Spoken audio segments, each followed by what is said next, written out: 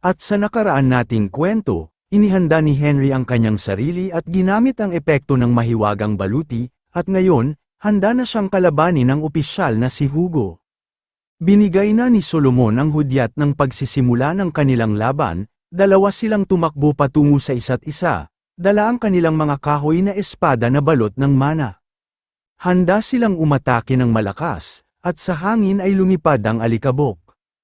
Pati ang kanilang katawan ay tila nagliliyab sa lakas. Sa parehong sandali, isang piraso ng kahoy na espada ang lumipad sa langit ng mabilis. Si Henry Morris iyon, na madaling naputol ang espada ng kanyang kalaban. Pati si Pinunong Solomon ay hindi mapigil ang mag-ulat na papasabi sa loob niya kung paano ang baguhan na tulad niya na hindi pa natutunan ang aura ay nagawang matalo si Hugo, pati ang mga sundalo sa paligid niya ay natulala din. Tinitigan ni Hugo ang kanyang sirang espada at hindi maintindihan kung paano nagawa iyon ng isang tao na hindi pa naman bihasa sa aura. Lumapit si Henry at yumuko sa harap ni Hugo, nagpapasalamat sa magandang laban nila, na kung saan lalong nagbigay ito ng kahihiyan kay Hugo. Ilang sandali ang lumipas, sa opisina ng mga tagapamahala, lumapit si Henry kay Solomon tila malalim ang iniisip at tinanong kung tapos na ang kanilang pagpupulong mula kaninang umaga. Sa puntong ito, nag-aalangan si Solomon ngunit iniabot pa rin niya sa ating bida ang mga dokumento na naglalaman ng mga misyon at hiniling na pag-aralan niya ito. Nagpaalam si Solomon sa kanya na magpapahinga muna siya saglit, nagalit si Henry nang mapansin niyang hinuhusgahan ng pamunuan ang mga tao base sa kanilang itsura. Habang binabasa ng maigi ang kanyang unang misyon, hindi natuwa si Henry, at ang binigay na misyon ay patrolahin ang ikasyam na bahagi ng kagubatan ng kasamaan at patayin ang mga halimaw na Gehenna. Napatayo siya sa inis na pasabi na tila walang kwenta ang misyong ito para sa kanya, kaya't napagpasyahan niyang makipag-usap ng personal kay Commander Asylon. Nang dumating na siya sa opisina ni Commander Asylon, yumuko siya at bumati. Sinabi ni Asylon na hindi niya inaasahang pupunta si Henry. Sumagot naman ang ating bida na tila may mali sa kanyang binigay na misyon. Ipinaliwanag ni Henry na inutusan niya siyang mamuno sa isang pangkat, ngunit ang kanilang gawain ay isang simpleng paglilinis na kaya namang gawin ng pangkaraniwang sundalo. Napagtanto ni Henry na nais ng commander na magsimula siya mula sa ibaba. Tinanong siya ni Asylon kung nauunawaan niya ito. Ano pa ang dahilan ng kanyang reklamo? Ikinwento ni Henry ang tungkol sa laban niya kay Teniente Hugo, upang patunayan ang kanyang posisyon sa pamamagitan ng pagkakaroon ng laban sa kanya. Nagulat ang commander at tinanong kung tinalo niya ba si Hugo. Sinabi ni Henry na naputol niya ang kahoy nitong espada sa kanilang laban. Mas lalo pang namangha ang commander at pati si Tini nang marinig ito. Lalo na't ang espada ni Hugo ay pinatibay ng aura. Sa isang nakakatakot na tingin, hinarap ni Asylon si Henry at sinabing huwag siyang pagsisinungalingan nito. Sumagot naman si Henry na maaari itong kumpirmahin ng commander. Sa halip na magalit, tumawa si Asylon at sinabing kung totoo nga ito, ay sisimulan niya ang araw na may ilang kawili-wiling balita, handa siyang pakinggan ang gusto ni Henry, at tinanong kung anong misyon ang gusto niya. Sinabi ni Henry na nais niyang pumunta sa ika-6 na distrito, tinanong siya ng commander kung bakit, ngunit napagtanto ni Henry na hindi niya kailangang sabihin ang tungkol sa kanyang kayamanang hinahanap, na minarkahan ang kinaroroonan sa kanyang mapa. Sinabi na lang niya sa commander na hindi pa siya nakakapunta doon, at narinig niyang ito ang pangunahing rehiyon na binabantayan ng espesyal na unit, at gusto niyang maranasan ng maayos kung ano ito para sa kanyang sarili. Masayang sinabi ni Asylon na plano rin naman niyang ipadala si Henry doon pagkatapos niyang makakuha ng sapat na karanasan sa ika-9 na distrito. Dagdag pa niya na kung talagang gusto ni Henry ng mas seryosong misyon, may maibibigay siyang mas matinding hamon. Sa kabila ng pag-aalinlangan, sumagot si Henry na handa siyang subukan ang sarili niya. Tinawag ng commander si Tini at inutusan siyang ibigay kay Henry ang mga papeles ni Carter. Tinanong ng commander kung kilala ni Henry ang dating tinyente, tumugon ang ating bida na kilala niya ito. Habang binabasa niya ang mga papel, ipinaliwanag ni Asylon na si Carter ay namatay habang nasa isang misyon. Ngumiti ang tusong commander at nagtanong kung iniisip ni Henry kung ano ang huling misyon na iyon ni Carter. Napagtanto ni Henry na ito ay isang misyong naudlot dahil sa pagkamatay ng tinyente, at dahil doon, mahalaga itong tapusin kahit mahirap. Sinabi ng commander na matagal nang hinahabol ni Carter ang isang demonyong nagngangalang Black, na pumapatay ng mga tao para sa aliw.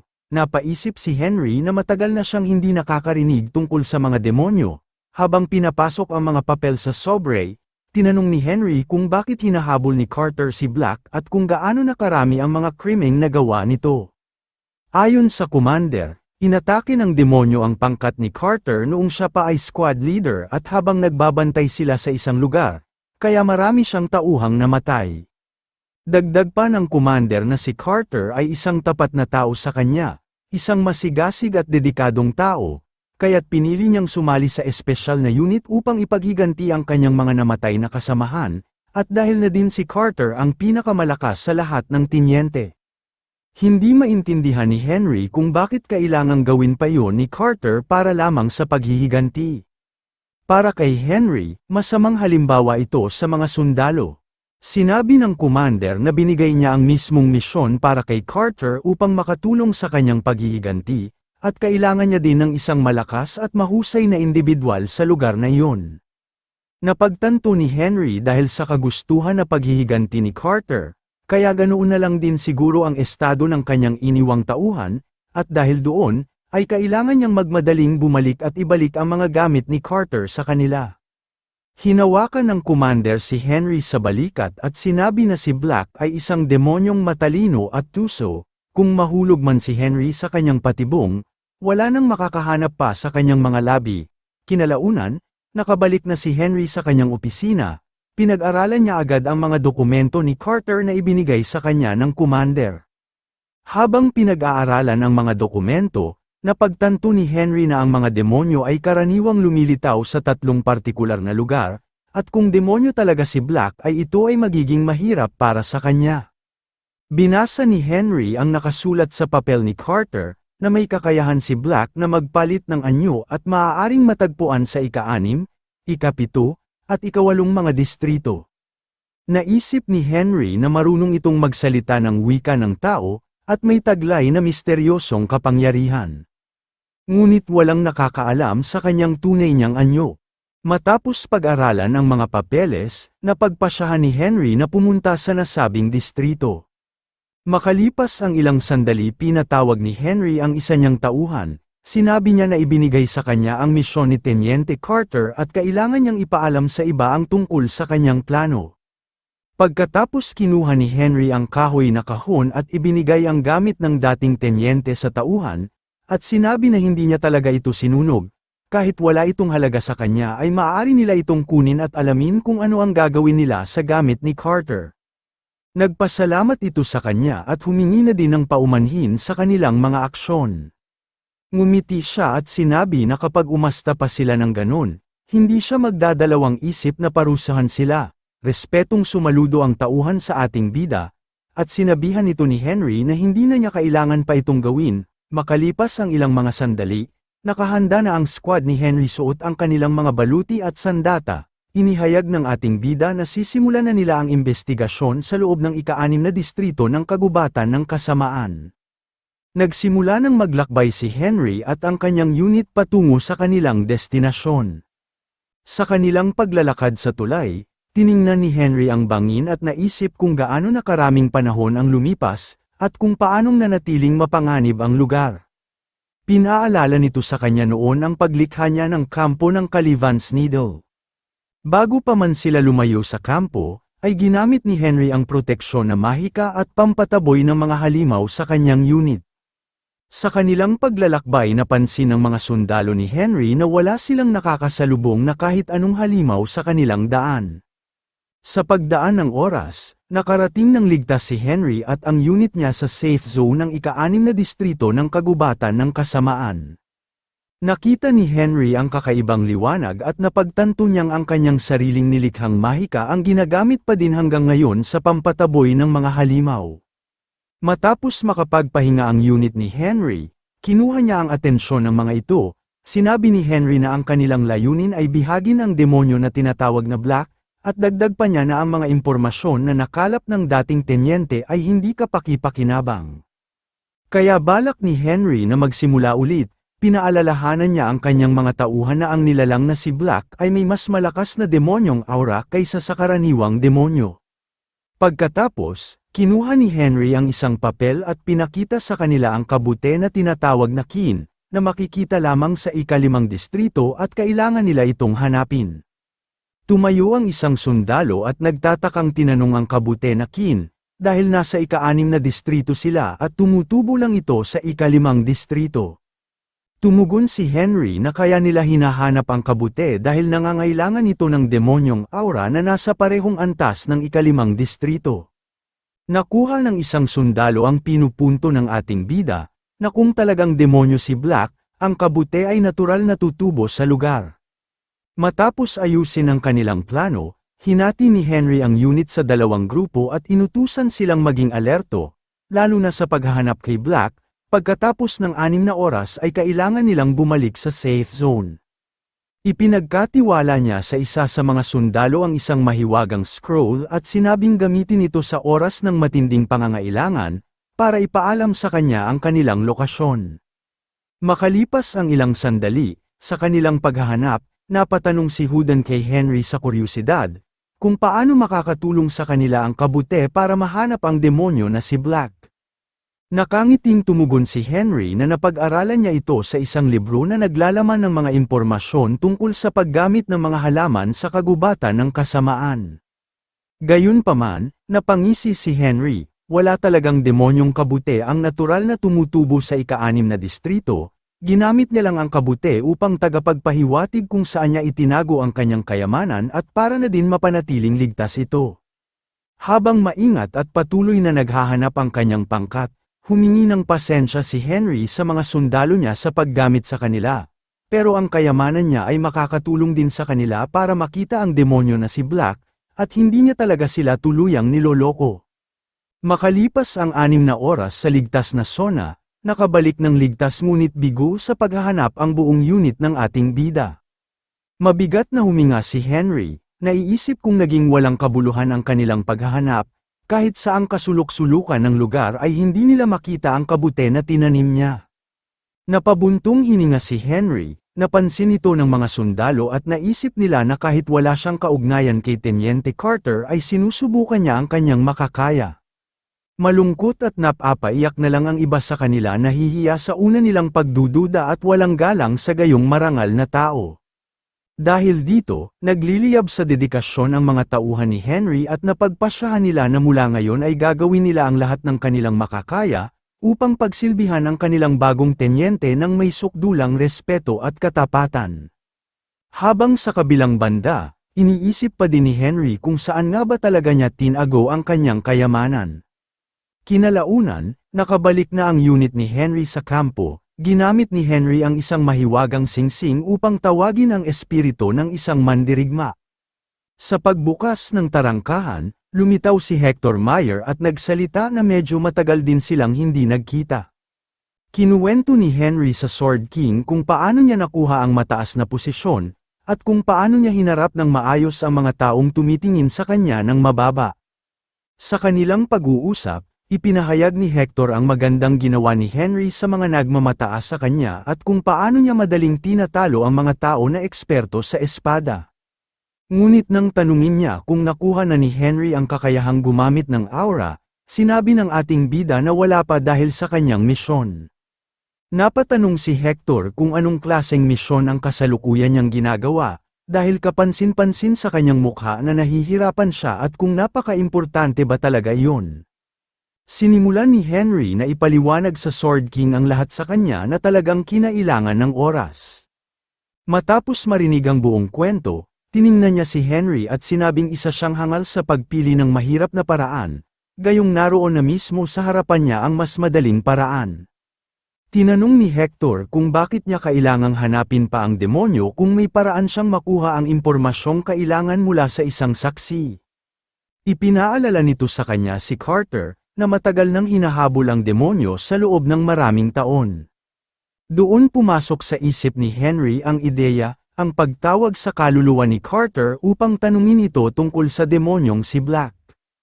Napagtanto niya na kakailanganin niya ang bagay na may pinakamalakas na koneksyon sa kakanyahan ni Carter upang matagumpay na maisakatuparan ang kanyang plano.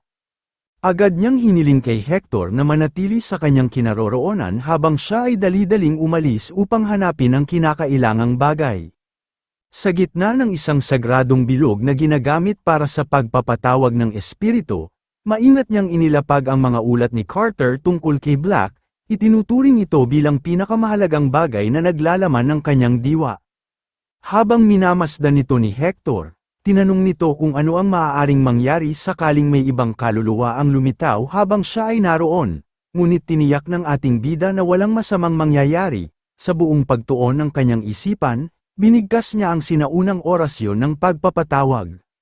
Biglang nagliyab ang mga guhit sa lupa at lumaganap ang bughaw na apoy. Lumitaw sa harap nila ang tarangkahan para sa mga kaluluwa na paparating, kasabay ng kanyang buong lakas, sumigaw si Henry, tinatawag si Carter na humarap sa kanya. Subalit, sa kabila ng matinding liwanag na bumalot sa paligid, wala ni isang lumabas mula sa lagusan. Patuloy siyang tumatawag, ngunit nanatiling tahimik ang tarangkahan ng kabilang buhay. Napansin ito ni Hector at nagduda kung nasa kabilang buhay nga ba talaga si Carter. Habang si Henry ay naguguluhan, hindi niya maunawaan kung bakit hindi lumilitaw ang kaluluwa ni Carter. Tinanong ni Henry si Hector kung ano ang basehan ng kanyang hinala, at ang sagot nito ay simple, dahil wala pa ring lumilitaw na kaluluwa ni Carter mula sa tarangkahan ng mga kaluluwa. Napahawak si Henry sa kanyang mukha, nagsimulang kabahan, nag-iisip kung ano ang maaaring naging mali sa kanyang ritual.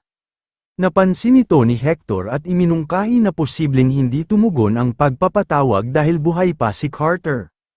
Biglang nagliwanag ang isip ng ating bida, napagtanto na tama ang Sword King at may malaking posibilidad na buhay pa ito. Matapos mag-isip ng ilang sandali, napagtanto niyang hindi lamang si Carter ang nasaktan sa madugong insidenteng yun, marami pang ibang sundalo ang nadamay. Kailangang magsimula siyang maghanap ng iba pang dating kasamahan nito. Habang naglalakad, tinanong siya ni Hector kung saan niya mahahanap ang mga gamit ng mga sundalong iyon, lalo na't maraming taon na ang lumipas mula nang maganap ang trahedya. Sinabi ni Henry na sa lahat ng lugar sa kuta, isa lamang ang naisip niyang maaaring pagtaguan ng kanilang mga alaala. Matapos ang ilang sandali, nakarating na sila sa silid-tulugan ng mga bayani, isang dambana kung saan inaalala ang mga mandirigmang hindi na natagpuan ang kanilang mga katawan. Nang makapasok, tiniyak ni Hector kung sigurado ba si Henry na makakahanap sila ng anuman sa loob. Habang naghahanap, tumugon si Henry at ipinaliwanag na ayon sa mga tala ni Carter, isa sa mga sundalong kasama nito ay nagngangalang Holterbert. Natagpuan ni Henry ang isang istante kung saan nakalagay ang mga alaala ni Holterbert. Maraming gamit ang naroon, ngunit isa ang agad na pumukaw sa kanyang atensyon, isang pendant ng pangtawag ng kaluluwa. Kinuha niya ito, naniniwala siyang sapat na ang bagay na ito upang matagumpay na matawag ang kaluluwa ni Holterbert. Muli siyang gumuhit ng panibagong bilog sa lupa ng pangtawag ng espiritu, habang si Hector Meyer ay tahimik na nagmamasid. Maingat niyang inilagay ang pendant sa gitna ng bilog, at binigkas ang panibagong orasyon ng pagpapatawag. Muli, isang maliwanag na tarangkahan ang lumitaw, at sa pagbukas ng lagusan, isang pigira ang dahan-daang lumabas. Laking tuwa nila nang magtagumpay sila, ang kaluluwa ni Holterbert ay lumitaw sa harapan nila. Tumingin ito kay Henry na may halong pagtataka sa kanyang mukha, saka nagtanong kung sino siya at bakit siya nito pinatawag. Hinawakan ni Henry ang kanyang dibdib, sa mahina ngunit matatag na tinig, ipinakilala niya ang kanyang sarili bilang isang tenyente ng isang espesyal na unit sa ilalim ng pamumuno ni Commander Asylon. Pagkatapos, sinimulan niyang ipaliwanag ang dahilan ng kanyang pagtawag, ay dahil kay Tenyente Carter. Ipinaliwanag ni Henry na dating naging isang pinuno ng squad si Carter, ngunit kalaunan ay na-promote bilang tenyente ng Special Forces Group. Sa gulat ni Holterbert, Sinimulan niyang ipaliwanag na si Teniente Carter ay nawawala ngayon dahil sa isang demonyong nagngangalang Black. Nagsimula itong maging malungkot para sa kanyang pinunong si Carter. Sa malalim na hinanakit, sinabi ng sundalo na naaawa siya sa kanilang pinuno dahil matagal itong nakipaglaban ng mag-isa sa loob ng maraming taon. Naramdaman naman ng ating bida ang bigat ng damdamin ni Holterbert at sinabing nauunawaan niya ito. Tinanong ni Henry sa nagdadalamhating sundalo kung naaalala pa nito ang anyo ng demonyong si Black. Sandaling nag-isip si Holterbert at sinabing hindi niya matandaan ng buo. Ngunit may sinabi si Holterbert na meron isang bagay silang maling pagkakaunawa tungkol sa demonyong ito. Ipinaliwanag niya na ang halimaw na si Black ay hindi nagpapalit ng anyo sa halip, gumagamit ito ng mga ninakaw na katawan. Napaisip si Henry at nilinaw ang tanong kung si Black ay ninanakaw ang buhay na katawan ng nilalang. Tumango si Holter at ipinaliwanag na ang masamang espiritu ay pumapasok mula sa isang katawan patungo sa isa pa, sa pamamagitan ng bibig ng biktima.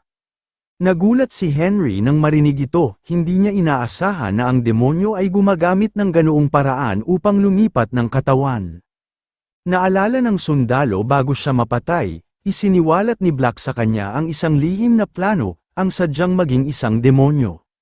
Dito naunawaan ni Henry na may mas malalim pang nangyayari, matagal na palang naghahanda ang isang masamang espiritu upang lumipat sa isang bagong yugto at maging isang tunay na demonyo.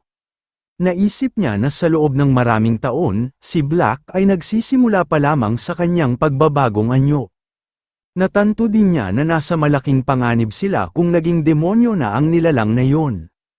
Naalala rin ni Holterbert ang isang nakakatakot na pangyayari, sinabi ng demonyo sa kanya, habang nanginginig ito sa takot, na isang malaking karangalan na kainin siya ng isang demonyo.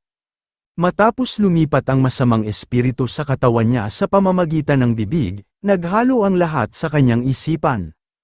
Naramdaman niya kung gaano kamahal ng demonyo ang karahasan, at mula roon, natuntun nito ang kanilang grupo sa pamamagitan ng amoy.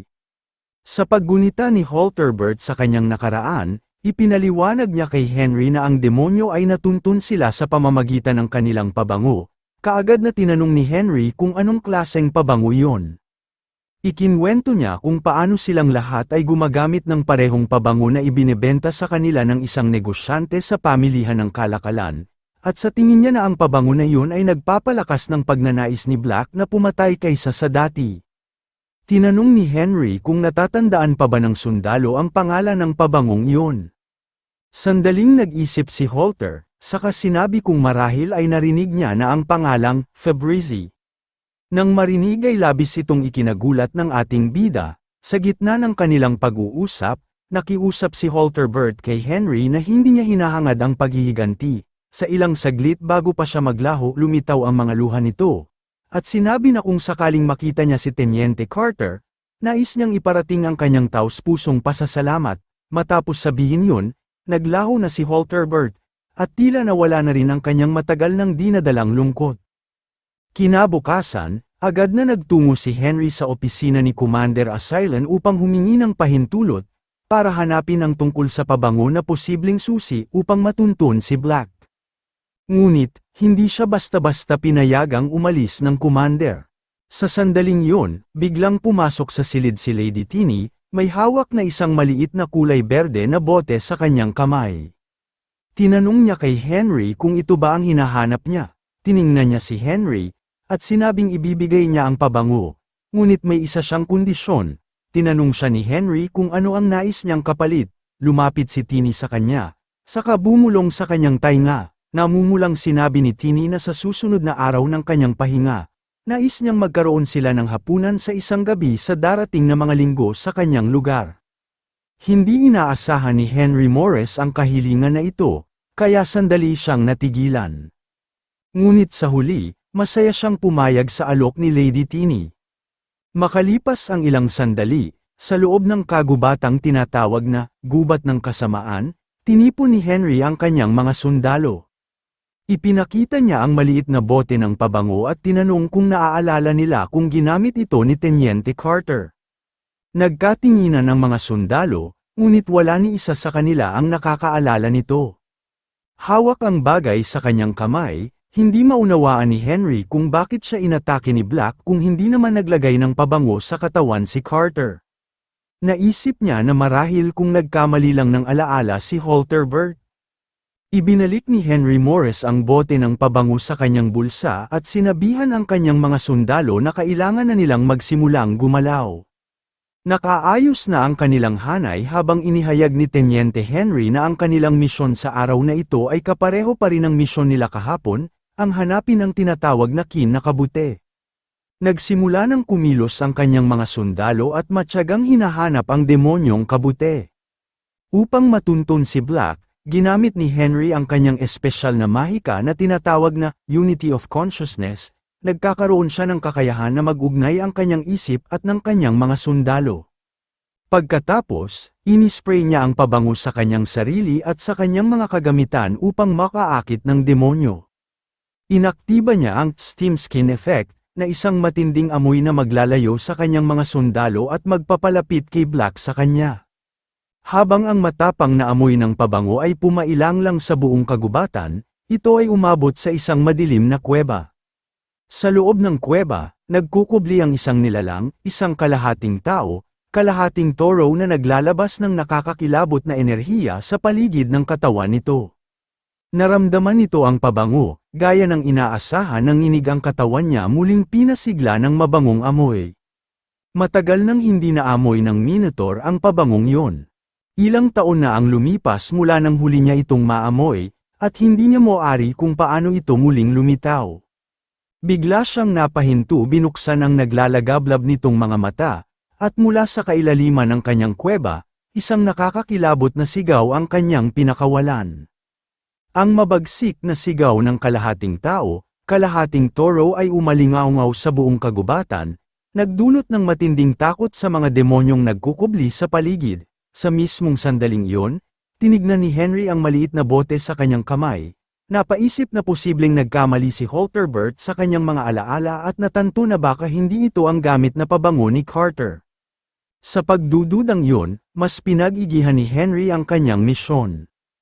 Muli niyang ginamit ang kanyang espesyal na kakayahan ang Unity of Consciousness at Steam Skin Effect. Ngunit hindi nagtagal, isang malalim na dagandong ang narinig niya. Napatingin siya sa isang mababang palumpong na nagsimulang yumanig, na pagtanto niyang dumating na ang kanilang hinahanap. Matapos ang maikling pag-uusap sa isang sundalo, nalaman niya na ang kanilang kalaban ay isang kalahating tao, kalahating toro, isang nilalang na tinatawag nilang Minotaur. Biglang dumagundong ang langit, isang enerhiya ang namuo sa ibabaw na walang kamalay-malay na si Henry, at isang nakakasilaw na kidlat ang bumagsak kay Henry na hindi nila inaasahan. Naging dahilan nito para manginig at manlaki ang mga mata ng kanyang mga tauhan. Hindi sila makapaniwala sa kanilang nakita, ang kanilang tenyente ay bumagsak sa lupa, binalutan ng kidlat ang buong katawan. Habang nagkakagulo ang grupo, isang hukbo ng mabangis na mga torong halimaw ang lumitaw mula sa loob ng kagubatan.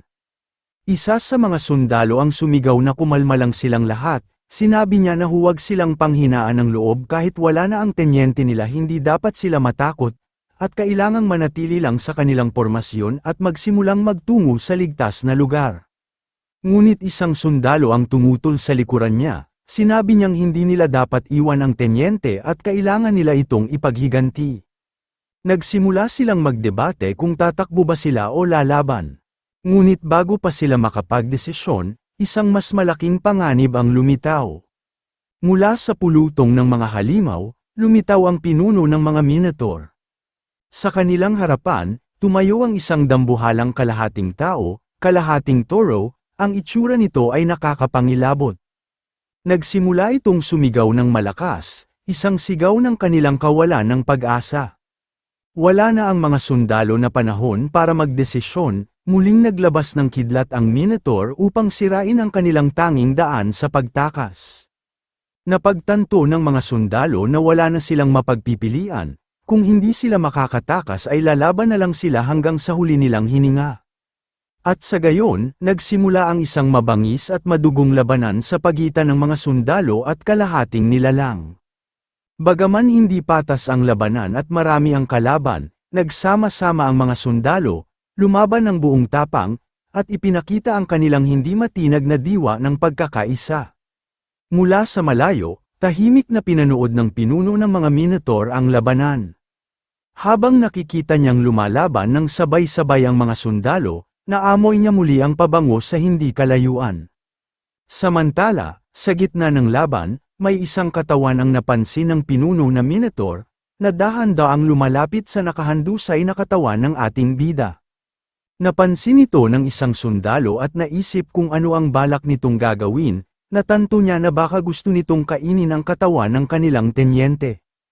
Wala siyang inaksayang sandali. Agad niyang hinarap ang pinuno ng mga halimaw at sinugod ito. Ngunit bago siya makalapit, sinuwag siya ng siko ng halimaw. Naging dahilan nito upang siya ay tumilapon sa ere at bumagsak sa lupa. Ngunit hindi pa tapos ang halimaw, iniangat nito ang kanyang ulo, sumigaw at tinawag ang isang makapangyarihang kidlat. Muling nagliwanag ang langit, at sa isang iglap, babagsak na ang kidlat sa direksyon ng sugatang sundalo. Pumikit ang sundalo, tinanggap ang kanyang kapalaran, ngunit ilang sandali ang lumipas, wala siyang naramdaman. Dahan-dahan niyang idinilat ang kanyang mga mata, at sa kanyang harapan, isang pamilyar na figure ang nakatayo. Nakita niya na buhay pa ang tenyente gamit ang kanyang banal na espada. Sinalo niya ang kidlat na atake ng pinuno ng mga Minotaur.